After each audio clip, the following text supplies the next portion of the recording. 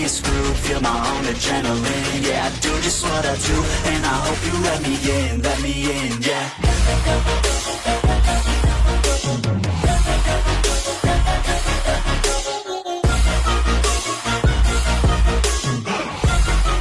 Hello and welcome back, fellow anime lovers, to Cypherfics. I am delighted to have you join us once again in the world of fanfiction and fantasy. This is the third part of, What If Issei, Rias Meet Doom. Special note, this fanfic is written and a masterpiece of Sir Yeetus Deletus on FANFICTIONnet. Do check and support the author too. Now smash the like, share and subscribe button for more. Also press the bell icon so that you never miss such great parts. Thanks for the introduction. Now let's dive into the world. In fact, the sheer amount of dust and debris in the air caused by the shattering of rock made the air of the entire mountain hazy and smoky. Rays of sunshine could be seen filtering in individually, emphasized by the larger pockets of dust particles. It was nothing the Slayer hadn't seen before. As he began moving again, he noticed that the slimes and chimeras had involuntarily fallen from their places atop the cliffs that no longer existed. Some of the monsters whimpered before turning tail and running away, but others rose from the dust and growled at him, still fearful, but his aura driving them insane. The Slayer clenched his fists. He wouldn't do anything to the ones that ran, but the ones that decided to stay wouldn't be so lucky. The chimeras were lion-like monsters with various animal features, each one as large as a small car, their tails ending with snake heads. The slimes were large masses of half-congealed fluids of various colors, some of which had cores, others without. He watched to see how they would position themselves, analyzing the intellect with which they fought. As the creatures recollected themselves, the slimes kept far away, using the uneven, cracked terrain that the Slayer created to their advantage, hiding beneath rock alcoves or in dips in elevation. The lion-snake chimeras, however, positioned themselves at his flanks, waiting for an opportune moment. The remaining handful of the minotaurs stood ahead of him, hesitating, some stepping back, almost breaking out of whatever delirium they were in. They were right to be fearful, but unfortunately for their health, fighting instinct overtook flight, and the battle continued. The nimble chimeras moved first, sprinting like supernatural cheetahs at the Slayer. One was faster than the other, and when it approached, it leapt at him. The Slayer stood his ground, and when the monster finally fell upon him, the other starting its own leap attack, it bared sharp fangs to tear him apart.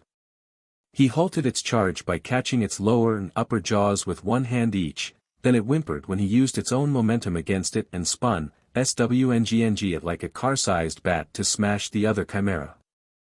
When the collision occurred, there was a loud crack, and the other chimera went flying into two of the remaining minotaurs, toppling them over. As this occurred, the Slayer brought the chimera in his hands up to the equipment launcher, forced its jaw open, then launched a frag grenade down its throat. It cried out in pain, only to cry some more when the Slayer's fist cracked against its snout, throwing its head into the ground. While it was still down, the Slayer placed his boot on its head, then kicked it so strong that its body dug a trench across the ground, the friction shredding its fur and skin. The Slayer sprinted after it, ducking beneath acidic projectiles from the slimes even as the choking chimera crashed through the other chimera and minotaurs, who had just been about to get up from their earlier fall, felling them again. As the group of monsters went up in an explosion of fire and guts when the swallowed frag grenade finally went off, showering the area with heat, BLD, and debris, the Slayer finally caught up, and he leaped through the plume of a fire, winding his fist back. When he shot through the other side, he was met by the last minotaur, which was flanked by two more chimeras. They looked surprised, appalled even, but he didn't let them react, his fist glowing with celestial might. When he punched, the minotaur turned to mist, and the shockwave shredded the chimeras down to their bones, the winds clearing the area of smoke and fire whilst cutting into the ground, cracking and digging up rock, leaving a crater. As the Slayer landed, he jerked his head to the side, allowing an acid sphere to fly past. The slimes, he was aware of most of their positions, but some were still hidden in craters and the dips in elevation. He needed to see them. As the Slayer dodged another ball of acid, the super shotgun appeared, and he used the meat hook to fling himself into the skies from an attacking chimera, obliterating its upper half with boom in the process. He was gone before the guts and entrails of his latest casualty could splatter across the ground. As he ascended, the slimes interspersed throughout the battlefield spat high-velocity acid spheres at him. What they didn't realize was that every attack was a slime's position revealed to him. Just like that, he was able to see them all, his eyes darting from place to place at extreme speed. To get out of their effective range, he evaded a few more shots as the ballista appeared in his grasp, then he fired at the slime nearest to him. The slime evaporated instantly, the recoil propelling the Slayer higher than before. He fired one more time, killing another slime and launching himself higher still. When the acid could no longer reach him, he let gravity take him, swapping the ballista with the heavy cannon. Gravity would accelerate him to a speed that would be difficult to hit. He'd use it to his advantage. As he began to fall, he eyed the individual slimes and chimeras below, then fired the bottomless micromissiles in short bursts at each individual enemy. From afar, it would appear as if hundreds of twirling flares appeared, each one homing in on a different position on the ground. There were so many missiles, it looked as if a massive aircraft had launched all of its anti-missile flares at the same time, covering the sky with traces of smoke and fire. The slimes were unable to evade as the missiles stuck to them, embedding themselves within before detonating, the Argent energy payload devastating them entirely. The chimeras were slightly more swift, but once 2 or 3 micromissiles drilled into their flesh, they stumbled and moaned, crashing against boulders, destroying them with their weight before they themselves were destroyed from the inside out, their boiling insides steaming as they splattered everywhere. As the Slayer neared the ground, falling at terminal velocity, the heavy cannon was replaced by the chainsaw. A chimera that had been dazed and confused by the shaking, the haze of dust, and the copious amounts of smoke barely reacted when he came down atop its head, the chainsaw rumbling its song of dismemberment. It cleaved through the skull, then mutilated the spine, rending and tearing flesh so fast, so easily that it might as well have been a sword. The Praetor's suit was awash with an eruption of blood as the chimera was bisected, and what green armor was still visible became a deep, dripping red. The Slayer absorbed what energy the creature had, converting it directly in mass, Argent energy enhanced ammunition to refill his weapons. As the chainsaw disappeared, the Slayer looked around through the light haze. He had memorized the position of every enemy, saw what direction and speed they were moving while he'd been falling, then quickly determined exactly where each creature should be. There was nothing they could do. Thus, the slaughter began anew. Bones and flesh were ripped and torn, beasts falling by the dozens, not one of them even coming close to touching the Slayer. He dodged and weaved, blocked and deflected. He tore limbs from his enemies and beat their heads in with them, stomped on skulls, turning brains to mush under his armored boots. He carved and sliced with the doom blade, punched with might to crack the earth and cause earthquakes, striking fear into all who faced him. Eventually the crowd wore thin, leaving only the last dozen adversaries to challenge his might out of the original 100. There was no pause in the rampage, and the moment the Slayer's gaze fell upon them, he ripped the doom blade from his most recent kill and charged, directing a cold glare at them. He crossed the battlefield in a stride, raising his right fist, red energy crackling intensely around it. There wasn't even time enough for them to turn their heads when he appeared before them. When he finally punched, it was all over. Nothing could describe what happened to the beasts, because there was nothing left of them to describe when the Argent splendor discharged violently. Really, nothing could describe the punch itself, such was its power. The initial impact alone was immense, shattering the ground in a radius that annihilated the plateau, excavating the entire land formation and launching it in the form of countless boulders the size of trucks and small buildings nearly to the clouds. The force exerted on the mountain itself was felt for miles, crumbling rock deep within the mountain, causing large cracks the size of canyons to run up along its sides, landslides and entire chunks of it falling or exploding. The shock wave that immediately followed the initial punch vibrated at the highest frequency, and any trees and rocks that hadn't already been destroyed that got caught in its ever-expanding wake were obliterated at the microscopic level. From the perspective of someone standing 20 miles away, it seemed as though half of the entire mountain was swallowed by a cloud of smoke, the rest of it wobbling almost like gelatin, like it would topple over at any moment. From that distance even, the ground quaked more violently than any earthquake as the shock waves permeated throughout the mountain and its surrounding ecosystems, making the ground appear as though it were undulating. The event lasted for only 30 seconds, but by the end of it, a cloud of dust nearly the size of the mountain itself billowed into the sky. The Slayer lowered his fist as the dust settled, small rocks and debris bouncing on the ground near him as they finally came back down. He took a look around at the devastation. A large portion of the mountain had been carved out completely, almost forming the shape of a crescent. The ground was now even and flat, but it was all dust, smithereens, remains of rock. There were no trees or boulders for miles, no more plateau, no cliffs or rock formations, just miles and miles of flat, brown, burnt, dry dirt. Beyond that, the rest of the mountain and the land surrounding it had a few cracks, canyons, and fissures to cope with, and some of the forests had been destroyed. Had he overdone it? The Slayer huffed, his rage settling down, the Predator suit blipping as Meathook faded into low guitar riffs.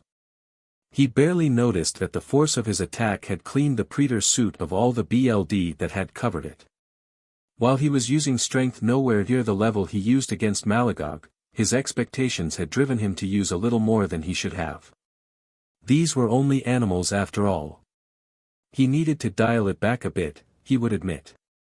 Still, the beasts had numbered in the hundreds, yet the entire encounter had lasted only a couple of minutes. What a disappointment. What made it worse was the fact that he'd been holding back immensely. Had he wanted, he could have taken them all out in seconds. It was almost sad. He'd waited 8 hours for a warm-up. The Slayer scowled as he turned back towards his companion, who was now very much awake, standing in the spot he'd left her with what appeared to be a half-cracked magic shield around her, the boulder nowhere to be seen. SHT, he didn't realize she'd been in the blast radius. She looked fine though. In fact, she waved amicably as if he hadn't just punched away the mountainside and devastated its adjacent ecosystems. All the better if she didn't make a fuss about it. He'd need to be a bit more careful next time, though. The Hellwalker slowly made his way over. As he approached, he saw the stars in her eyes. "Hey!" She called to him as the shield around her turned to motes of light that disappeared. She put a hand on her hip to appear casual, but there was a noticeable childlike excitement she was trying to hold back. Wasn't that the fabled BLD punch just now? The what? It is said that the strength of your blows are so potent that no matter the foe, your fists would always draws BLD from your enemies, your punches always accompanied by a magnificent flash of red.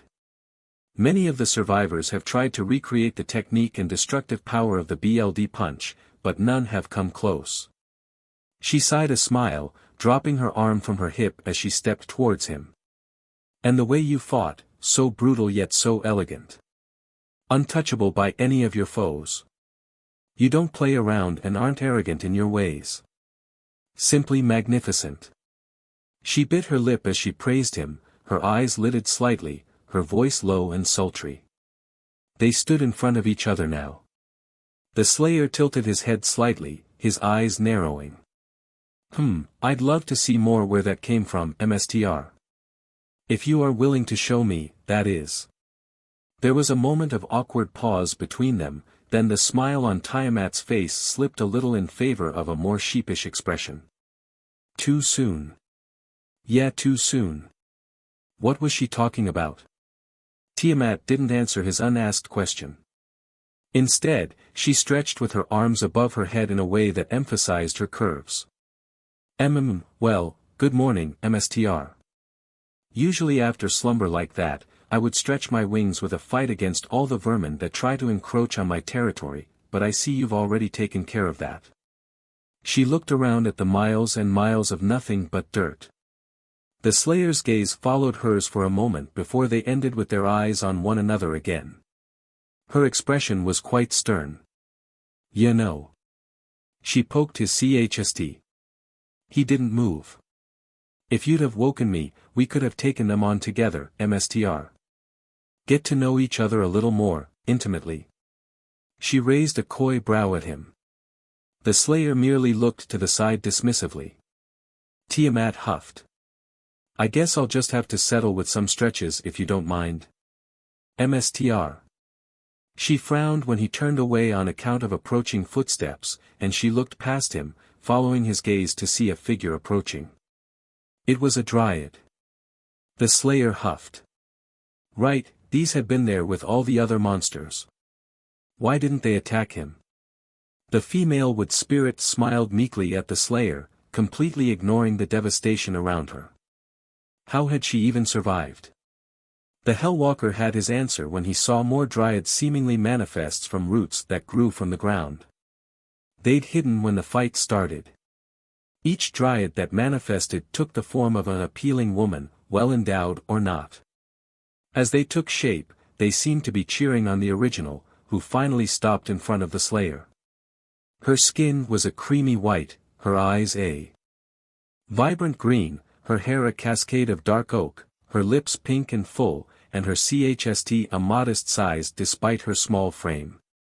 She donned a green skirt made of flowers and foliage. Nobody made a move for a second, the Slayer unsure of what to do, Tiamat surprised and interested. A beat of silence passed, then the dryad took a step closer to the Slayer, blushing, her hands behind her back. Unbelievable, Tiamat muttered. The Slayer looked at her for a second. She was in awe. He looked back at the dryad to see her smiling with her teeth as she brought her hands before her. Suddenly, her fingers lengthened and thinned, becoming small tree branches at the tips, and from a large flower on the bridge between her two palms, something sprouted. It was a sort of large seed the size of the Slayer's fist. Tiamat gasped, prompting the Slayer to turn his head impatiently, expecting an explanation this time. Tiamat looked into his visor, her eyes flicking back and forth between her mstr and the spirit. The maiden before you is a wood nymph, a dryad to be exact. As spirits of nature, dryads are the purest beings next to angels, and they can live in any place that has nature. However, to ensure the highest chance of survival, they often seek out the most nurturing of environments for their offspring, usually any place that is pure in intention and energy. For a dryad to be offering you its offspring, she seems to have acknowledged you as the purest thing she can find. This implies that you are, well, essentially it means that you're a good person, no matter what you may believe about yourself. If you were to take her offspring, it would grow to be strong and resilient in the presence of your purity. The Slayer turned back towards the dryad, though he made no moves. Even as he stared, the dryad continued to smile as if she hadn't just witnessed him slaughter a small army of monsters and wipe away the mountain and some forests. She didn't waver at all. Should you take her offspring, you could gain a potential ally, and a strong one at that. Given the right treatment, dryads can be a force to reckon with. You wouldn't even need to do much to take care of them, plenty of water and sunlight, or even just your presence will do. The Slayer heard her words but cared little for them at the moment. Memories of a time in which he had taken good care of an appealing little rabbit resurfaced in his mind. The idea that he had the power to nurture and grow such a small and delicate creature gave him a sense of accomplishment and pride at the time. As the memory faded away, the Slayer found himself gently closing a gauntlet around the seed, plucking it from the flower. The moment he did, there was a hum as runic symbols running along the seed glowed a soft blue. The dryad silently cheered, dancing happily before wrapping the Slayer in a short, woody hug. Just as quickly, the dryad released him and skipped away to the large group of her kin. The women each waved, giving coy smiles or winking in a flirtatious manner before disappearing to who knows where. Behind the Slayer, Tiamat waggled her eyebrows suggestively. Well, aren't you just a Casanova? Beyond a dry look, he didn't reply, tucking the large seed away into one of his empty back pouches. Oh, come on, Tiamat whined when he started walking away. I jest, mstr. Hey, wait up. I haven't gotten to do my stretches yet. She caught up to him quickly, and thus their trek to Lilith continued. It was as if the fight that had occurred not 5 minutes before had never even happened. That was when a 15-meter-tall western dragon landed heavily before them. Tannin. The blaze meteor dragon saw everything. Felt everything. Although the minotaurs, chimeras, and slimes weren't considered strong among beings of his own caliber, it did not change a thing about the being's mythical power. When he fought, it was with brutal and unrelenting efficiency. Each one of his blows had been needlessly overpowered, enough to bring ultimate-class devils to their knees, and yet he threw around such strength and energy at weaklings as if it were trivial, as if he had much strength to spare. Tannin knew this to be true. The endless well of energy within him never dipped, even when his fists flew and his weapons discharged, blazing with might. And the phenomenon that occurred with his punches, the flashes of red, Tannin had seen beings that could move mountains with their blows, but the way the earth caved beneath this man, the way he created permanent canyons and ravines, splitting the tectonic plates beneath his feet, Tannin had never seen such a thing. As the being fought with fury, Tannin witnessed his aura expand. It was only when the aura washed over him that Tannin could confirm his justified suspicions. Rage, anger, loathing, killing intent filled his senses, just as it had the other day, but to a lesser degree, only giving him an innate sense of danger. His fight-or-flight instinct went wild on the inside, but with willpower and discipline gathered over 5 millennia, he remained relatively unfazed, though still in shock. This was definitely the malicious one, no doubt about it.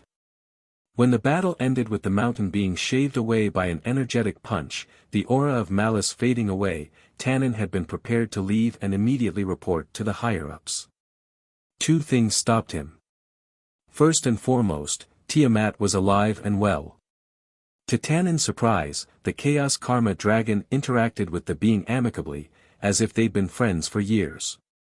That information threw everything Tannin knew so far out of the window. He had not anticipated this, but he was still skeptical. How could one with such malice within them make allies with Tiamat of all beings? What happened next crushed all doubt left within the blaze meteor dragon. A dryad had offered the being her offspring. The implications were not lost on him, it was unbelievable. Despite the endless rage that filled their being, their heart was still pure. As mind-boggling as it was, Tannin knew when to relent. With a heavy weight in his wings, he confronted the duo. Tiamat recognized him instantly, and for that, he was thankful. Greetings went smoothly, but when he inquired about the being, he was not prepared for the answer. With much zeal, Tiamat explained the situation to him. Then he understood just what he was dealing with. Now in his anthropomorphic form, his maw gaped in astonishment. You mean to tell me that he, the dragon emphasized, pointing a claw at the being, is the doomslayer? The one who'd single-handedly fought with the forces of hell and banished the World Eater from this world 5 millennia ago. And he's your MSTR? Tiamat merely smiled, nodding. Yep. OSHT. That was a lot to take in. I see. He wasn't quite sure what say. What was one even supposed to say to such news? He was shocked beyond imagination, vivid yet faded memories clawing their way out from the depths of his soul. 5,000 years ago, when the world had gone to SHT, Tannin had been one of the few to survive and remember the horrible invasion. Back then, he had struggled both physically and emotionally as he and his companions were trampled relentlessly by the horde. The simple act of living had cost so much, and the longer his heart stayed beating, the higher the toll had been. Eventually, hopeless and alone, Tannin had been backed into a corner. Full of sadness, fear, longing, and regret, he had resigned himself to a terrible fate, ready to face whatever afterlife would greet him. But in what Tannin thought to be his final moments, right before the denizens of darkness descended upon him, he came. The destroyer, the one who brought retribution where there was no hope, the one who brought light to the endless shadows. The doomslayer, savior of sentient life, scourge of hell. His arrival had been coincidental in relation to Tannen's status and position, yes, but in the end it changed nothing. At the time, Tannen had been blinded by his injuries and could only catch glimpses of the one who'd saved him, flashes of green amongst the endless red. At the time, he could feel the rage, anger, loathing, and killing intent that the Slayer had exuded, and now in the present he knew why the aura was so familiar. The Slayer had saved him, took down demons that Tannen could barely scratch in mere seconds, then left in a blur of green. Tannen never saw him again, but time and again, he heard stories across the survivors about how they'd been saved by his might. And now, somehow, in some unusual twist of fate, that same man stood before him, tall and strong in his otherworldly armor, yet still ever so angry and mysterious. Tannen was at a complete loss for words. Should he feel joy? Fear? He had no clue. What superseded all else was total shock.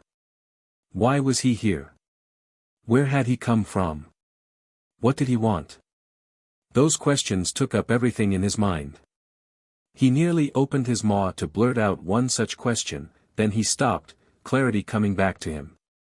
What was he thinking? After a beat of uncomfortable silence, Tannen sighed as he fell to one knee. In shock or not, Tannen was still a prideful dragon, and he recognized that he owed the man. With respect from warrior to warrior, he spoke. Before we continue, I must say this. On behalf of all dragons from then and now, I thank you, Doomslayer. Had it not been for your selfless actions 5 millennia ago, I don't doubt that the world we stand on would be no more. You have saved me, my people, and many more, and for that you have my gratitude. If there is anything that I can do to repay you, I will do what my power enables of me. On one knee he eyed the Slayer carefully. The man only stared back through an unsettling opaque visor. The only thing confirming that he was of flesh and blood were his thick exposed biceps. The bridge of his nose was barely visible, and his eyes might as well have been non-existent. Even so, Tannen could tell. He was being studied with purpose. He was being judged. Tannen didn't let it bother him. Instead, he took a deep breath, then exhaled audibly as he stood up. He thought for a moment, reminding himself of what the mission was. Find the source and determine the cause. Ascertain the being's intentions. Determine Tiamat's status. 2 down. 1 to go. He took a second to collect his thoughts. That being said, he started, looking into the Slayer's visor. I must know what your intentions are for this world, Lord Slayer. Tiamat didn't react to the request, her reptilian tail swishing about behind her human form, but Tannen could feel the narrowing of eyes on his own. The Slayer was growing suspicious of him. Was the Slayer not aware? It seemed an explanation was in order. He added quickly, let me clarify. I am unsure if you are aware, but only a day ago, there had been an event. An event in which a malicious aura was carried throughout the entirety of the underworld, and perhaps even to earth and heaven as well. Nobody understood what had happened or where it came from, and fear spread like a fire. However, after a time, my comrades and I had managed to pinpoint the source of the aura. He grunted, putting his claws to his chin. It was then that I came here, whereupon I discovered that the aura was from none other than you, Lord Slayer. It may not be my place to say, but I'll have you know that the entirety of the supernatural world is in uproar right now, and you were the cause. Forgive me if I am a little vulgar. I have a duty to protect my people, and I must ascertain your intentions to know if any action must be taken. He tried not to make it sound like a threat. He really did, but it ended up sounding like one still. It must have been luck that he didn't PSS anyone off, for the Slayer only stared at him for another moment before he shared a look with Tiamat, who gave him a slightly exasperated look in return.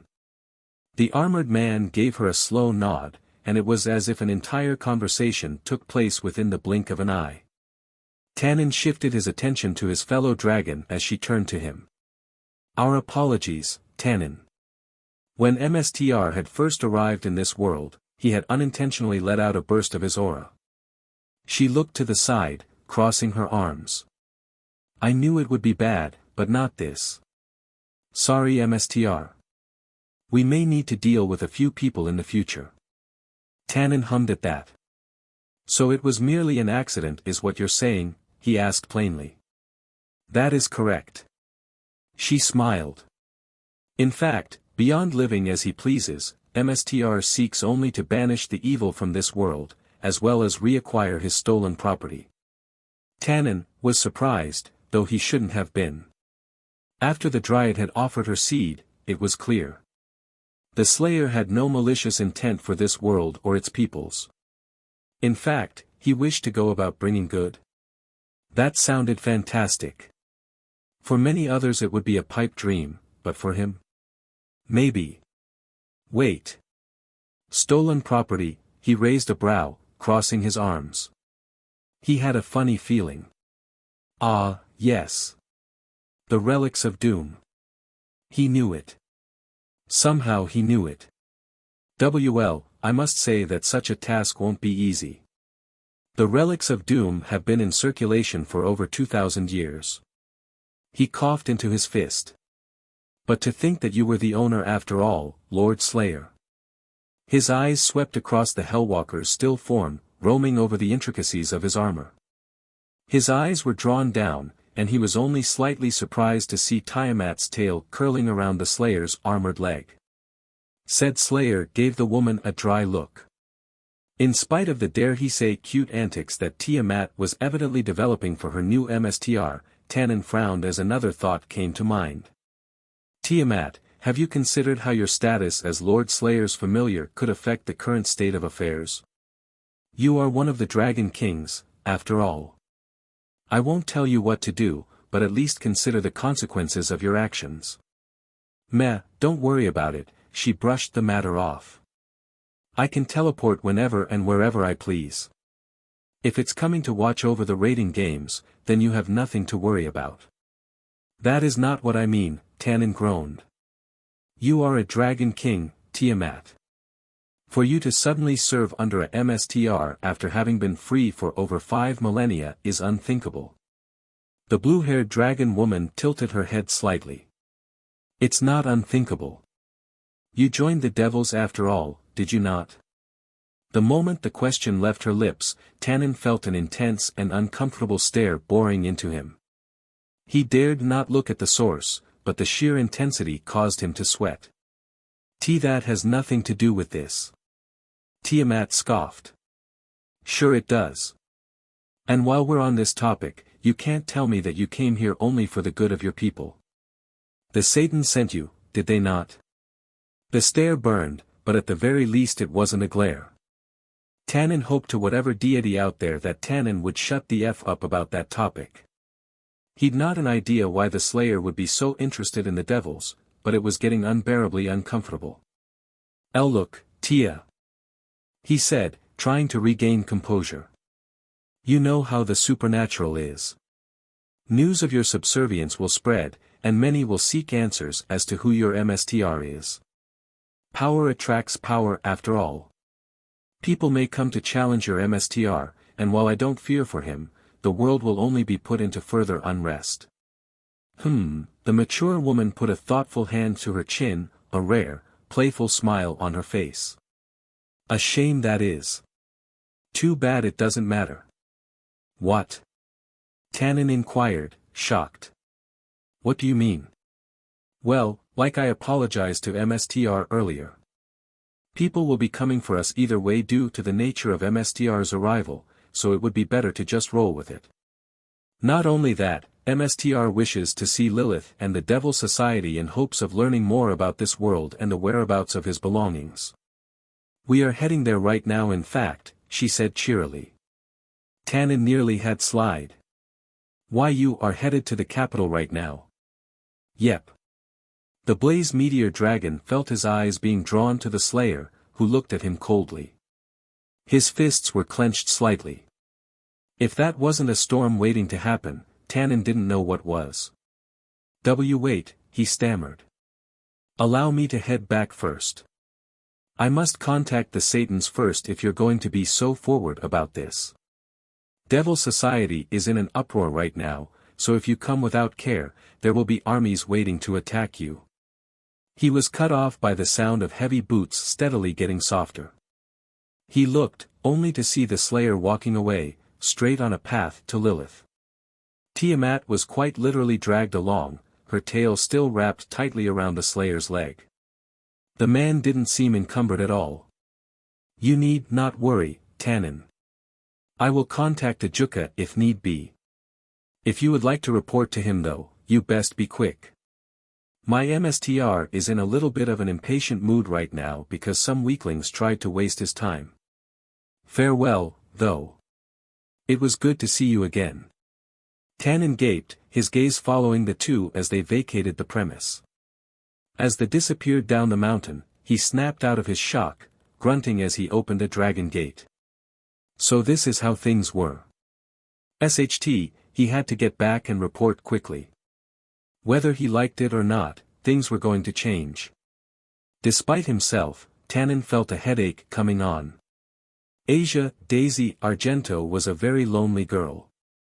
She never knew her parents, having been orphaned since BRTH. At a very young age, she was taken in by the church, where she was raised as a nun.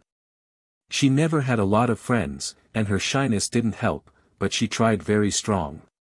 All she wanted was to make others happy, to be accepted by them, and to be, well, loved.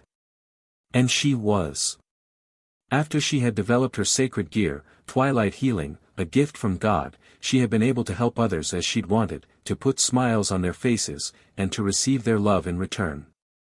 Yes, things were right, only, instead of making friends and family, she'd been placed on a pedestal, isolated and alienated from everyone else. Don't get her wrong, she loved her position as a holy maiden. She had been able to help people feel better, to make their frowns turn to smiles, and that made her happy. But, if there was one thing she couldn't deny, it was that she was lonely. Possibly the loneliest girl in the church.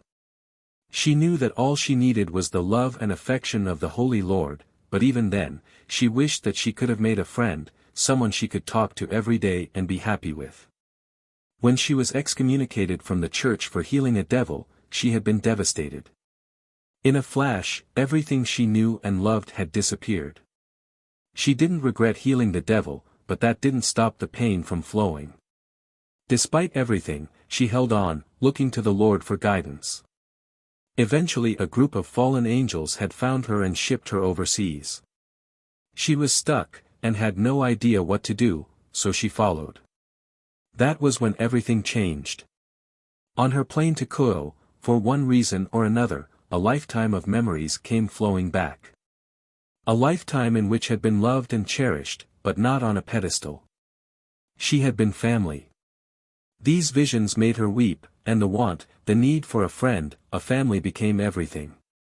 Somehow, she knew that her father, the one from her previous life, had returned from his mission, he was home at last.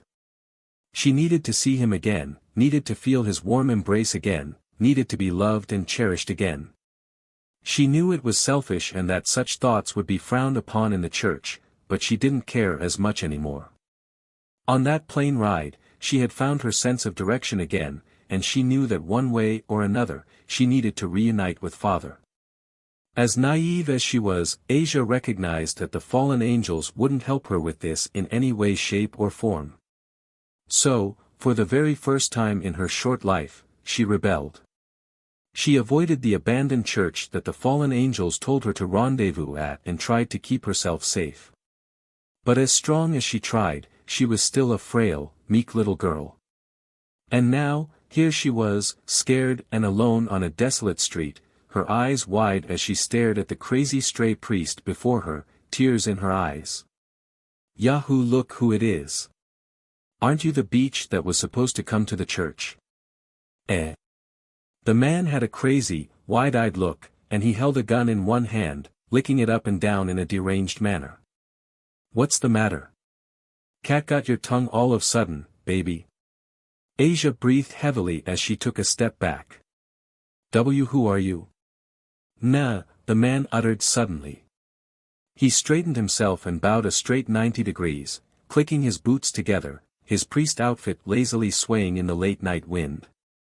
Where are my manners? Priest Selzen, at your service, he greeted politely. His smile suddenly shifted into an ugly grin. But you can just call me Father Fried, or better yet, Papa Fried, gahahaha.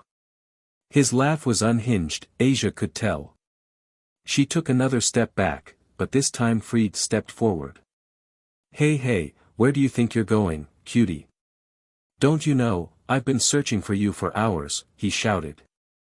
You were supposed to be at the church. Why didn't you just be a good little girl and obey? Another step back, another forward. I didn't want to. Please leave me alone. The priest stilled. He wore a disturbingly neutral expression. After a moment, it broke down, and the man spiraled into a cackling mess. I'll leave you alone. Sure, I can do that. Asia was hopeful when he turned around and started walking away. CK. Only for him to WHP back around and appear before her in a burst of speed. In an instant, her hands were pinned above her head, and she yelped in fear. She looked at him, tears streaming down her face as he snarled. Listen up, you beach. I've been given specific orders to bring you in. They didn't tell me what condition you had to be in though, so either you come with me, or we can do this the strong way. The blonde nun whimpered in sheer terror as she felt a long, wet tongue trailing down her neck. Come on, what will it be, huh? I want to see father again. Silence. Then the priest went hysterical. Ha ha ha ha ha. Your father. Knowing how the church operates, that shitty guy is probably dead. But there's no need to worry, because I can be your father. What? Now, girly, Fried grinned evilly, his voice darkening. Be good for your new daddy. The air was suddenly cold as Asia felt her nun's outfit being ripped right off of her body, exposing her NDTY underneath. She cried out as Fried laughed, licking at her in places that shouldn't be touched. Through it all, she cried tears of fear, loneliness, and most of all, desperation. Desperation. Desperation to get out of this mess. Desperation for Fried to stop. Desperation for a friend. Desperation to be saved. Desperation for love and affection. Desperation, to see father again. And through her tears, as her emotions ran rampant within her, a cluttered mess of fear, sadness, loneliness, and desperation, something within her, an object, a relic manifested alongside twilight healing, a relic that had been long lost since the atrocities of the Great War, a relic long thought to have been lost through irresponsibility.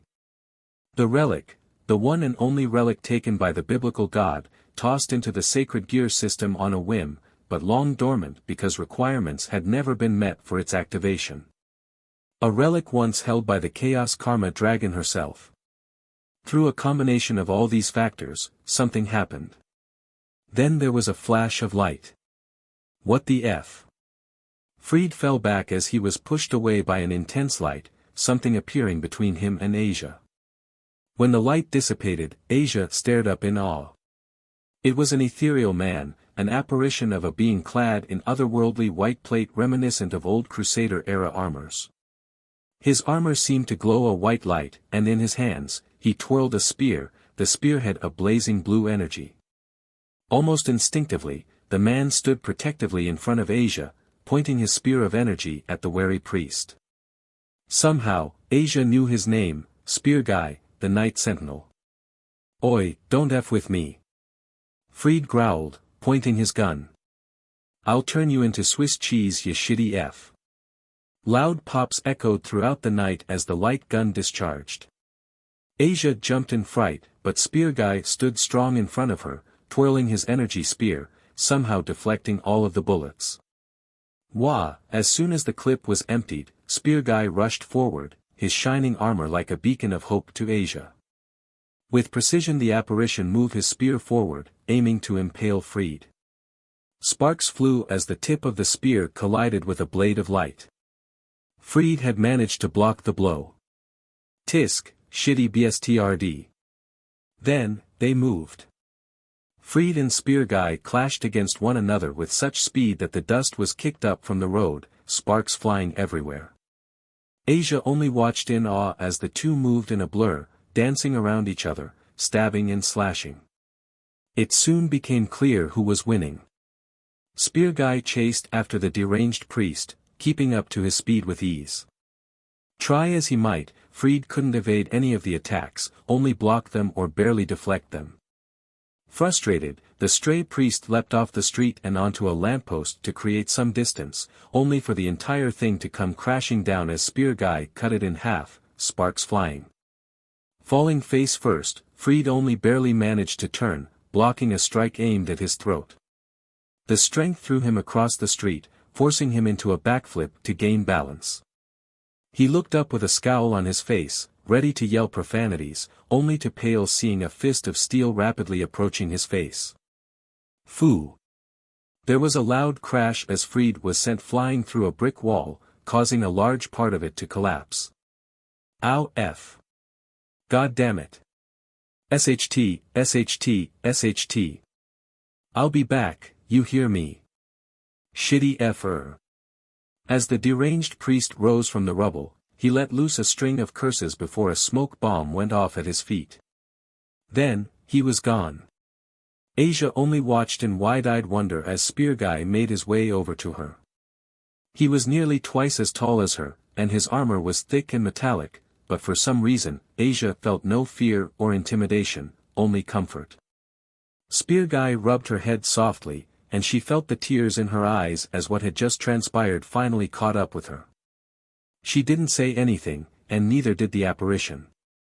They just held one another as she wept.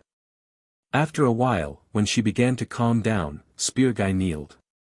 He took one of her hands and she gave no resistance as he guided it over to where his heart would be. She nodded slowly as she understood, then hugged him one more time before he faded into light particles, returning to his place in the relic. Even if he was gone, Asia could still feel his protective presence watching over her, ready to jump out at a moment's notice. With new warmth and courage in her heart, Asia continued throughout the night, fearless in her search for refuge. Together, she and Spear Guy would grow stronger. And very soon, she would find and reunite with her father. Lilith was a ridiculously massive city. It would do it more justice to call it a metropolis or a megacity rather than just a city. Its infrastructure stretched out as far as the eye could see, futuristic skyscrapers rising high above the lands. Even the less urban areas of the city had large homes with interesting architecture, each one able to support a dozen people quite comfortably. At the very center of the city, a monumental construct sat tall and proud upon an elevated, circular foundation, a towering citadel of unrivaled stature that acted as the establishment of governing for the four great Satans. Surrounding the citadel were the smaller but still quite large governing buildings of the remaining 72 pillars, each clan building represented by their symbols, colors, and favored architecture.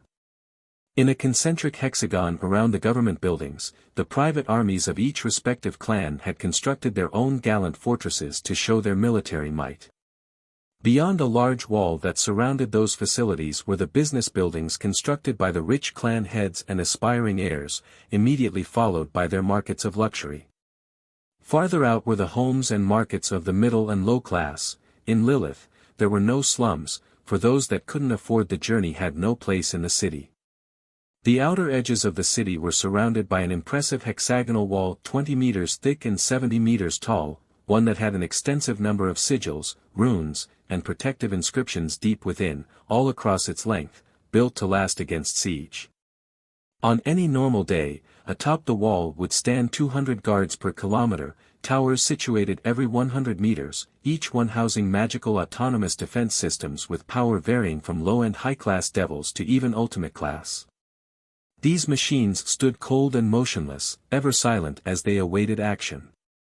Presently, however, the wall had double the number of guards, quadruple the number of autonomous sentinels, and more than enough captains, knights, heroes, and high-ranked devils to level multiple countries. On top of that, a number of high-class and ultimate-class devils lie in wait in their respective government buildings to be sent off into battle should the need arise. Some patrolled the walls already. And even on top of that, the wall had a buffer half a kilometer away, a massive magical dome-shaped barrier that enclosed the entirety of the walled city, able to withstand punishment from even a god. The barrier was a vibrant and translucent red that reached all the way to the clouds, even trapping a few of them within. Beyond that, another barrier stood a kilometer away, this one encompassing the red, a blue sheen to its form. Finally, a third barrier sat 3.5 kilometers away, this one a magnificent green. All three barriers were one-way and could withstand siege, and each one had its own independent alarm system. The total buffer from the wall to the outer barrier was 5 kilometers, not that big of a distance considering that so many supernatural beings had abilities amounting to super speed. Even so, the whole display was not only a testament to the strength of the devils, but also to the political state of things. Although Lilith was the capital, it was so far behind any conceivable friendly lines that defenses to such a degree were exaggerated and wholly unnecessary. To have such a display of force meant that the devils weren't kidding around. This, Tiamat understood immediately when her eyes landed upon the capital of Lilith and its defenses. And yet, as she and the Doomslayer reached the crest of a hill on which a road to Lilith had been constructed, Tiamat felt not the least bit deterred. Her lazily swishing tail made that evident. Her longing to learn, to understand her MSTR in his past burned hot, pushing away what reservations she might have had. To be in his presence, to start this little adventure of theirs, it was exciting, and she could not wait to see where the Slayer would take them, what possible conspiracies they'd find themselves wrapped up in, how their relationship might develop as they journeyed. She stole a glance at the Slayer before returning her gaze to the fortified city with a sigh.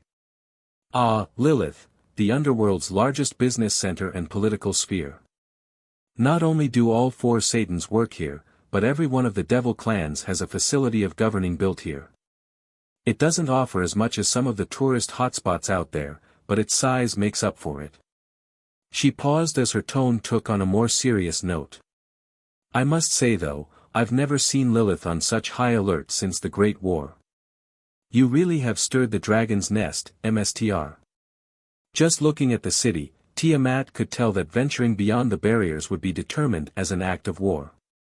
If they wanted to get in, they would need to tread lightly, but given the Slayer's more than forward nature. Well, this is a bit of a problem, she quipped. The Slayer looked at her. She gave him a shrug. Lilith has put up wards to prevent unauthorized personnel, from entering without alarm. As is, we're going to have a scuffle if we approach.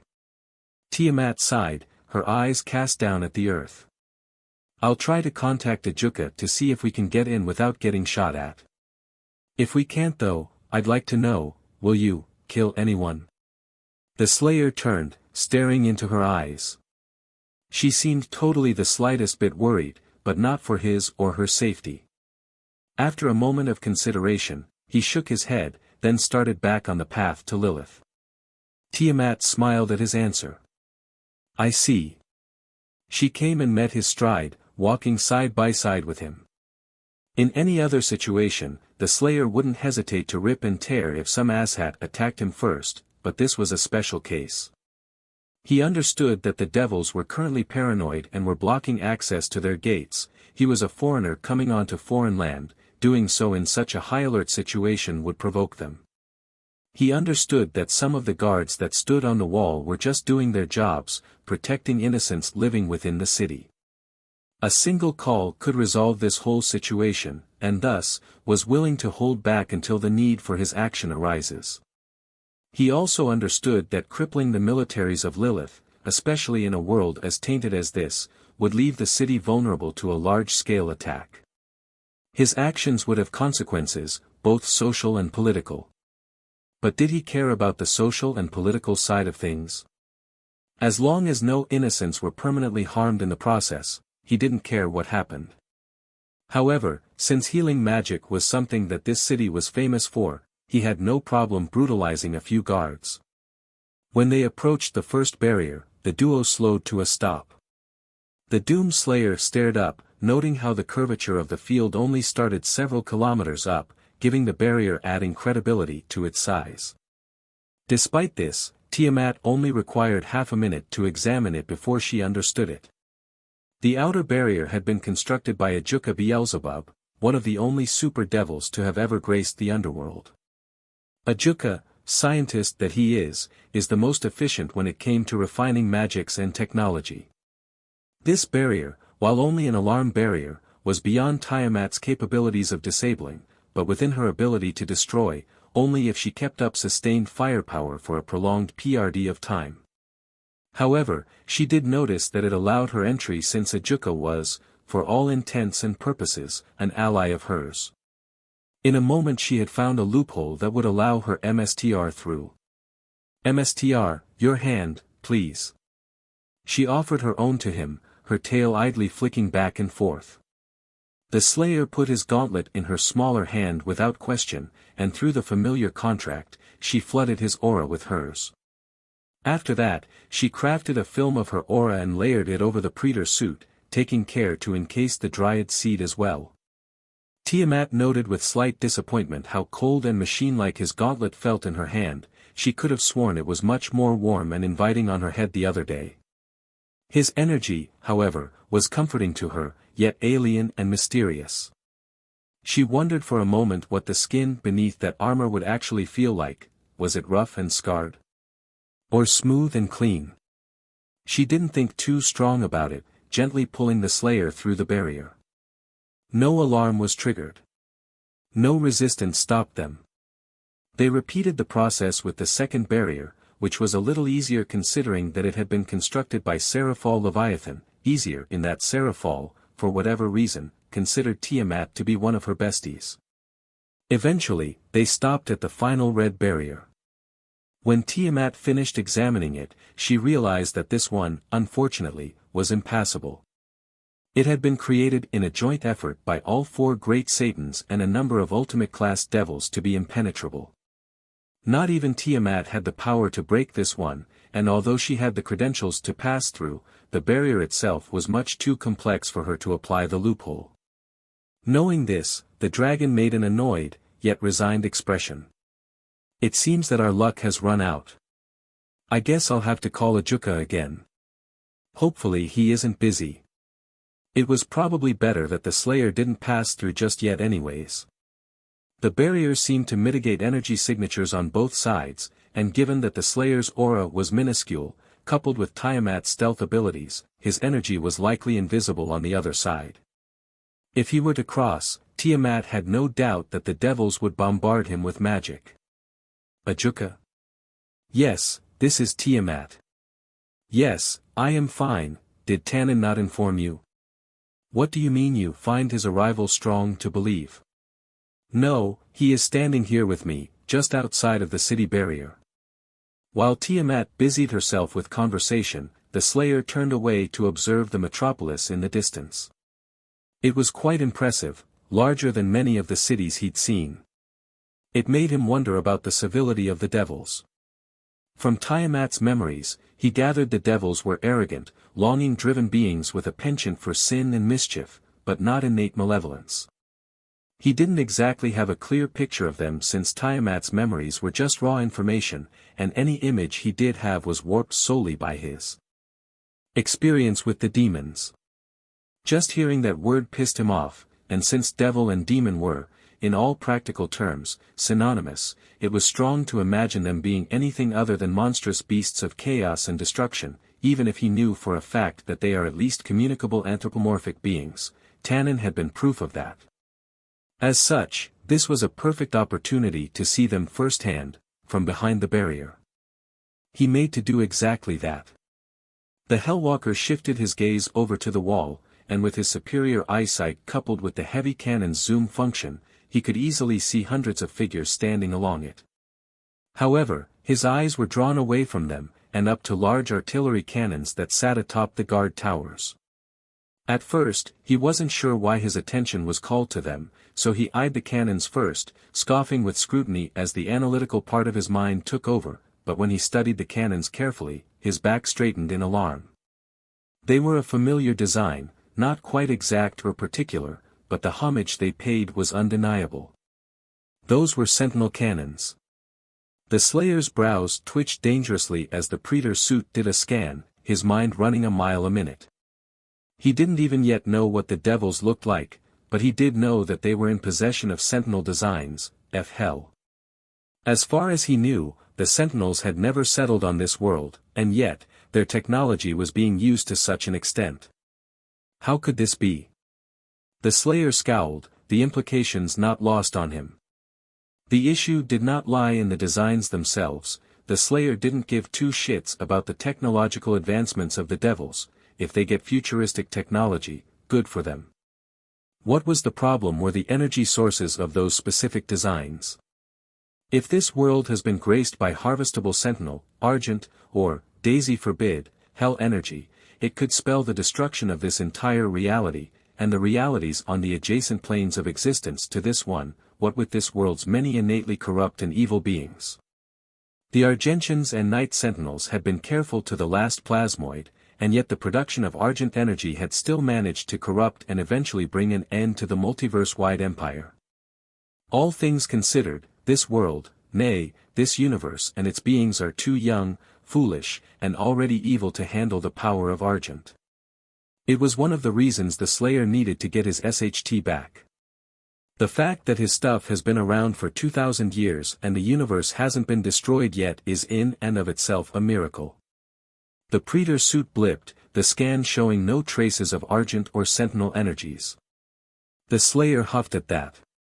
So at the very least, they weren't yet attempting to reproduce such dangerous energies. That idea calmed him a bit, but it still left him with one big question. Where the F did the devils get Sentinel designs from? DMN, he couldn't catch AF break, could he? Before his already paper-thin patience could snap, the Slayer stopped himself, reining the rage with cold, strong, DSPLN. He would deal with this once they got into the city. With that, he got back to observing the devils. He turned his gaze to the figures atop Lilith's walls, a keen awareness in his eyes. He identified them instantly. Hundreds of devils patrolled atop the walls, each one clad in black-red plate that covered the shins, arms, and most of the pectorals and abdominals. Some walked back and forth in pairs, others stood stationary, looking out at the lands, watching and waiting for a potential attack. Many were armed with what appeared to be halberds and three-pronged pitchforks. Upon closer inspection, the pitchforks had some complicated mechanisms. The Praetor's suit blipped as it did a scan, and the Slayer raised a brow as the internal components were displayed on his HUD. Coils, batteries, conductors and accumulators. More Sentinel-esque technologies, the pitchforks were actually energy-projecting weapons. Snipers and rifles. The Slayer looked beyond their equipment and to their faces. Each devil had varying expressions on their faces, though their faces were mostly covered from the nose down by various armor pieces. Their ears were pointed, and their hair was a singular shade of red, gelled up in an obscene flame-like fashion. Many stared in his general direction from afar, though none of them could see him. Among the hundreds of devils, some wore more distinctive and unusual apparel, though some wore armor more befitting of highborn aristocratic knights, some females wore dresses and what appeared to be maid outfits. It took a lot to make the Slayer do a double take, and this was one of the rare occasions in which he did. He didn't think much of it after that. Their weapons were varying, some had swords, some had shields, some had whips, some had chains, and some had none at all. Atop the walls, these devils patrolled back and forth. Were these the higher-ranked devils? He supposed he'd seen stranger. The Slayer tilted his head slightly in curiosity. So those were the devils. They're definitely magnitudes more humanesque than he'd imagined. He really shouldn't have been so pessimistic, even if he owned the right to such an attitude. Tannen had shown that they would be, at the very least, a civil people. This did nothing to stop the Slayer's analytical combat mind, however. He'd lived long enough to have the ability to know people, read them in the blink of an eye, and what he saw on the faces of the devils told him that combat was 99% assured and unavoidable. The moment the Slayer crosses that barrier, access granted or not, they will attack, no doubt about it whatsoever. It would be best to devise strategies to fight them based on what he had so far, then adjust accordingly on the fly. Thus, the Slayer took to systematically daydreaming about the various ways he would RIP and non-lethally subdue his opponents. Eventually, he was interrupted. Ahem. The Slayer turned as Tiamat finished her call. As he expected, she gave the Slayer a look of mild concern. Ajuka has granted us access, he has directly called off the guards at this sector and temporarily disabled the alarm, but from what he's gathered about you, he doubts that his orders will prevent any conflict, she said defeatedly. Ajuka would come to fetch us himself and perhaps even send Tannen, but the wards are absolute, and will alert the guards to any foreign presence. On top of that, getting you the credentials to pass in Lilith's current state would cause more political outrage. Luckily, Ajuka managed to section off the majority of the guards, so we will only need to fight this section if necessary. From here on out, nothing can be blamed on us, politically at least. She paused. Also, Ajuka wanted to let you know that only reason he is allowing this is because I gave him my oath as a Dragon King that we won't kill anybody. She smiled softly as the Slayer absorbed the information. Is that, okay? The Slayer nodded, then gave the city one last look from behind the barrier. Good. I will be right behind you, MSTR. He grunted. Knowing his luck, he had a lot of work to do. On that note, as Tiamat covered him in her aura, he took a single step through the barrier. So alright folks, that's all for today. Stay tuned for part 4. Do subscribe, like and share for more such videos. Also check out the story and author Sir Yeetus Deletus on FANFICTIONnet.